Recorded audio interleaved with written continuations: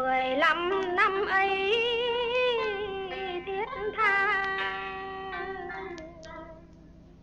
mặn nồng. Good morning and welcome to the Journal of East Asian History TV program dedicated to historical researches in this field of studies. Today we are going to focus on the history of Vietnam through the lens of the role women of the elite had had.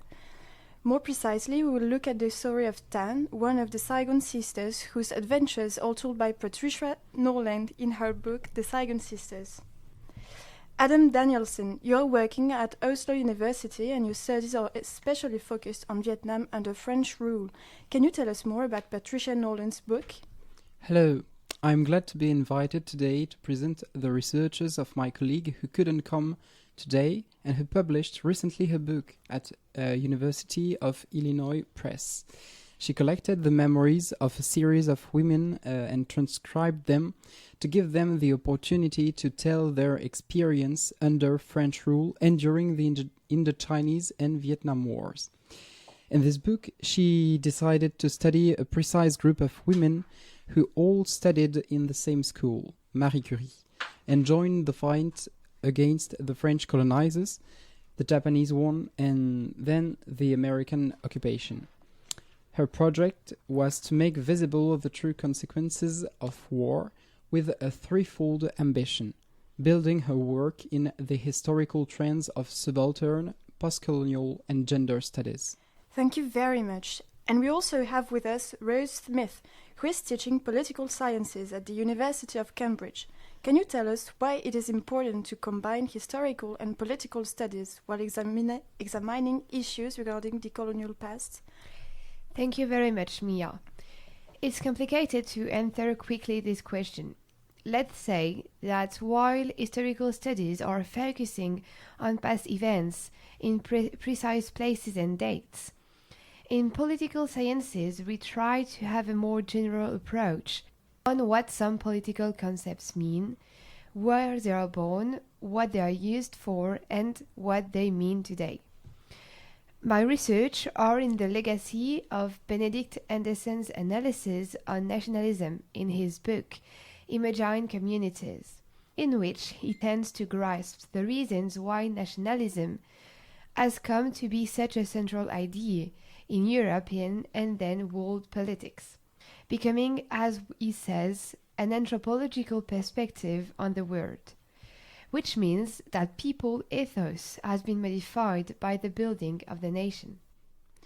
First of all, let's start with a quote from Tan's memoirs. I was born in Saigon in 1932, the first of 3 girls born a year apart, me, and Trang. Our father, Nguyen Van Duc, worked as an engineer for public utility projects during the regime under the French. His father came from peasant origins in a poor province. Can you tell us a bit more about life at the time in Vietnam, especially the political system? Of course. As the memoirs of Tan and her siblings show, life in colonial Vietnam was organized by the French administration, which was mainly settled in Hanoi, but also counted on the multiple police stations at Saigon's one, Rue Catina. The French administration played a big part in the organization of this territory inside the empire. There was an emperor, Bao Dai, who was actually a puppet as he studied in the homeland and did not have a great power in the colony where the general governors ruled the Indochinese Union. He only had to accept the colonial laws and had only a symbolic power. However, there was a political turn with the coup de force of the Japanese occupiers in 1945 and the abdication of Bao Dai. The colonized population understood the colonizers were not invincible and soon they started to create new organizations to fight for their independence. One of the main aspects on which Tan focuses throughout her memoirs are her school years. Our parents sent us to French school. In general, people at this time wanted to have a diploma, a good life, to rise in rank and have a career. For us, things were a little different. In what way can we see school as a decisive element in her later choice to resist. What is particularly interesting is the sense of belonging that comes out Tan's words. It leads to a question tough to answer: the role colonial institutions have played in the born of nationalism. Historically, we have to underline the fact that nationalism in colonized countries has emerged under colonial domination.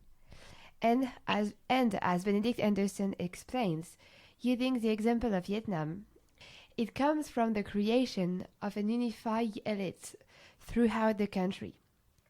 In an highly hierarchized administrative system, the colonized power needed to have an elite able to fill the different roles and so to control the country. Thus, after primary school, the best students were sent to middle schools in larger cities, and so on for high school. Consequently, the best students were all around the country, from all around the country were all in the capital city, where they created bonds. And then, as they were sent in various places to work, they created a net of educated and highly influenced people, able to spread the idea of an unified country. The idea of nation is defined by Benedict Anderson as a political community which is imaginary, imaginated, limited, and sovereign. And what is most important for the example of Vietnam, are imaginary, which means that it doesn't exist essentially, and imaginated, which shows that a nation has to mean something in the mind of the people to exist. Thus, the group created by French education has enabled people to imagine a larger community than the one they were used to, on which the resistance has been founded. Thank you. And let's go on with another quote from Tan. In 1946, a couple of us transferred from Marie Curie to co-ed classes down the street at Lycée Champelou-Loba because Marie Curie did not have upper-level courses. We met boys who talked about wanting to do something for the country. We also printed our own tracts.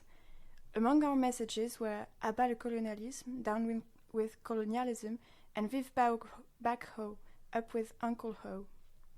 Adam, as a specialist of Vietnam under French rule, could you tell us more about Tan's role in the resistance? In what way is it representative of women's participation? The testimony of Tan is very accurate on the different aspects of the feminine resistance in a context of important upheaval and war. In the Chinese one between 1945 and 1954, and she also emphasizes the singularities of her participation and her multiple actions as she interacts with her family, civilian soldiers in the jungle. First, she participated in multiple strikes in the streets with her friends at the Lycée Marie Curie. She also handed out papers in order to spread clandestinely the idea of a revolution against the French occupier. She soon committed herself, going to the Maquis on May the 10th of 1950, and she describes what she did as a woman to help the resistance. She participated to the daily house chores, had to teach children how to read and write in rural villages, wrote books also on how to feed children for other women who faced the situation of giving birth to a baby in the jungle, spreaded practical knowledge on hygiene in the forest, and also participated in the construction of infrastructure as the Ho Chi Minh Railroad with the help of the Jeunesse d'Avant-Garde. Thank you, Adam, for making so clear and interesting Tan's role in the Vietnamese resistance. I wonder, however, what place she has in the national memory of colonization. Is she currently well known in Vietnam? That is a very good question, Mia.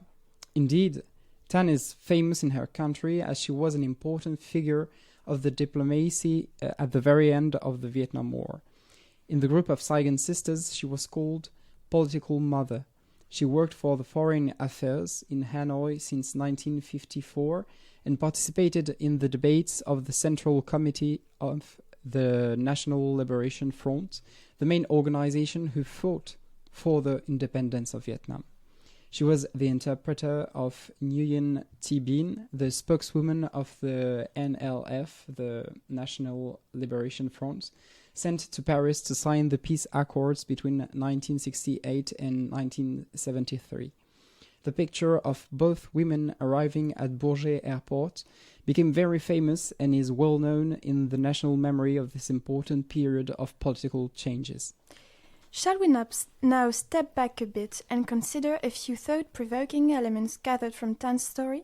One point that is highly interesting to notice is the comparison she draws with other countries. I read, "What a revelation to see an American film about Chopin's patriotism as the Prussians occupy his country.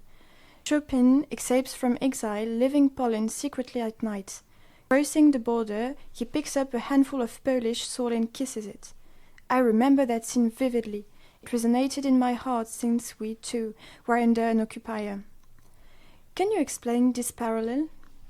Yeah, this parallel is very interesting because it shows that nationalist ideas were spread in all countries. Of course, nationalism has separated the world in various nations, nations' identities, but it works always quite in the same way. Thus, there are some themes that are frequent regarding nationalism, such as the importance of soil, especially because nation has to be connected to a territory. It is spatially limited. And moreover, it's also interesting because it showed that Tan's nationalism has been fed by movies and more general cultural productions from abroad, which show that it's not only connected to her specific culture, but more generally to a sense of feeling, a sense of belonging to a nation that was spread worldwide, and in every country it resonated differently through the lens of the countries the person belonging to. Thank you both for your fascinating participation. It was Mia Hansen for the Journal of East Asian History TV program.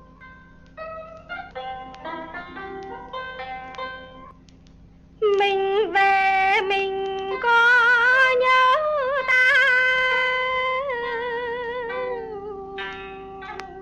15 năm ấy thiết tha mặn